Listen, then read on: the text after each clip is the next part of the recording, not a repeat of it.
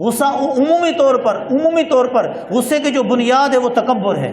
غصے کی بنیاد، غصے کی جو جڑ ہے وہ تکبر ہے کہ بندہ جب اپنے آپ کو بڑا سمجھ کر دوسرے کو چھوٹا سمجھ کر اس پر اپنا نزلہ زکام اتارتا ہے تو وہ خود کو بڑا سمجھ رہا ہوتا ہے، اور یہی غصے کی جڑ ہے. اور عام طور پر جس آدمی سے ہماری لڑنے کی ہمت نہیں ہوتی، جس سے مقابلہ عام طور پر چھوٹے اپنے سے کمزور لوگوں پر غصہ آتا ہے، چھوٹوں پر غصہ آتا ہے، وہاں تو بندہ غصہ نکالنے کے لیے مار بھی دیتا ہے، غصہ نکال سکتا ہے، لیکن جب اپنے سے طاقتور کے بارے میں اگر غصہ آتا ہے، وہاں لڑ نہیں سکتا، کچھ بول نہیں سکتا، ہمت نہیں ہوتی مقابلہ کرنے کی، وہاں خطرہ ہوتا ہے کہ اس کا غصہ کینے میں بدل جاتا ہے.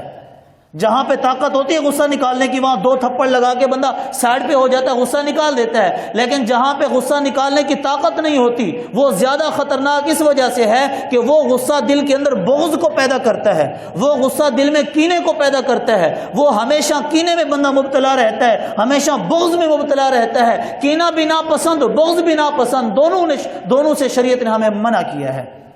اس وجہ سے اور پھر اسی غصے کے عالم کے اندر کوئی بندہ کسی کو بات کرتا ہے، ناگوار گزرتی ہے، غصہ آ جاتا ہے، یہی غصہ سبب بنتا ہے غیبت کا. یہ غصہ بہت سارے گناہوں کا مجموعہ ہے. غصے کی وجہ سے غیبت ہوتی ہے. جب آپ کسی بندے کی بات کو نہیں پسند کرتے، کوئی بندہ کسی بندے کی بات آپ کو ناگوار گزری، آپ 4 اور آدمیوں کو بتائیں گے، آپ کے دل میں نفرت پیدا ہوگی، اسی نفرت کی بنا پر آپ 4 اور لوگوں کے سامنے اس کی غیبت کریں گے. اب غیبت کیوں کر رہے ہیں؟